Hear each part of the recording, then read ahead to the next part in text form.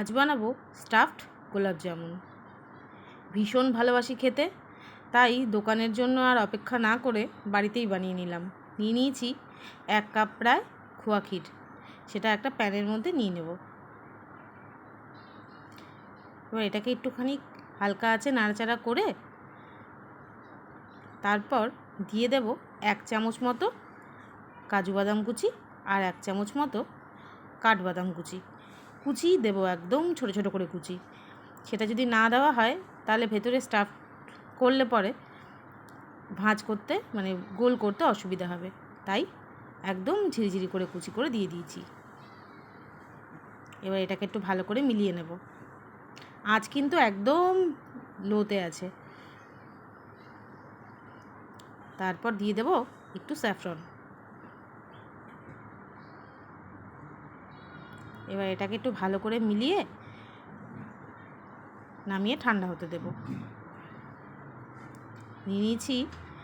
এবার একটা বাটির মধ্যে দু বাটি মতো, মানে নর্মাল বাটি 2 বাটি গুঁড়ো দুধ আর 1 বাটি ময়দা আর হাফ চামচেরও কম বেকিং সোডা আর একটুখানি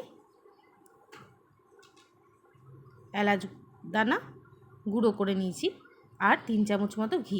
1 বাটির জন্য 1 চামচ ঘি। এবার এটা ভালো করে মেখে নেব।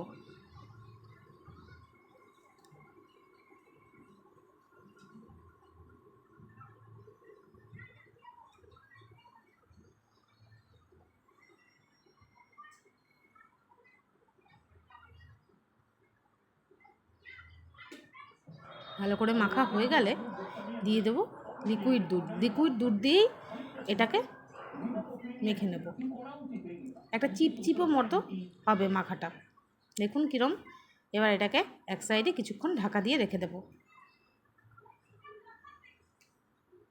এবার হাতে বেশ খানিকটা ঘি মাখিয়ে তারপরে গোল গোল বল করে তার ভেতরে ওই যে খোয়া ক্ষীরটা করে রেখেছিলাম রেডি, এবার সেটাকেই এর ভেতরে স্টাফড করব।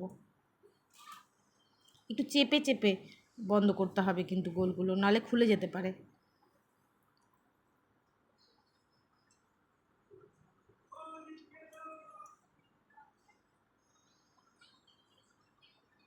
ভালো করে গোলটা করে নেব, যেন কোনোভাবেই ফাঁক ফোকর দিয়ে আবার বেরিয়ে না যায়, নাহলে তেলে গেলেই হয়ে যাবে কেলো।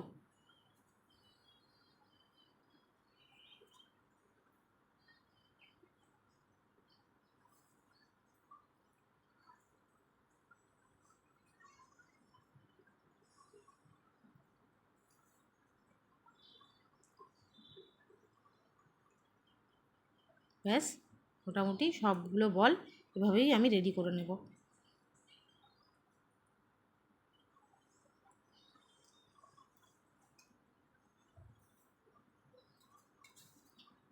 রেডি। এবার চলে যাবে চিনি শিরাটা তৈরি করে দেব। 2 বাটি জল আর সেই বাটিরই 1 বাটি চিনি। আপনারা চাইলে এর থেকে বেশি মিষ্টি দিতেই পারেন, কিন্তু আমার মনে হচ্ছে এটুকুই ঠিক। এবার একটুখানি লেবু চিপে দিলাম ওই শিরাটার মধ্যে। তারপর দিয়ে দিয়েছি বেশ কয়েকটা এলাচ ফাটিয়ে আর একটুখানি স্যাফরন। এবার আরেক পাশে তেল গরম করতে দিয়ে বসিয়ে দিয়েছি ওই মিষ্টিগুলোকে। এবার এগুলোকে একদম হালকা আঁচে উল্টে পাল্টে লাল লাল করে ভেজে নেব। লাল লাল করে ভাজা হয়ে গেলেই তুলে নিয়ে একবারে দিয়ে দিব ফুটন্ত মিষ্টির শিরাতে।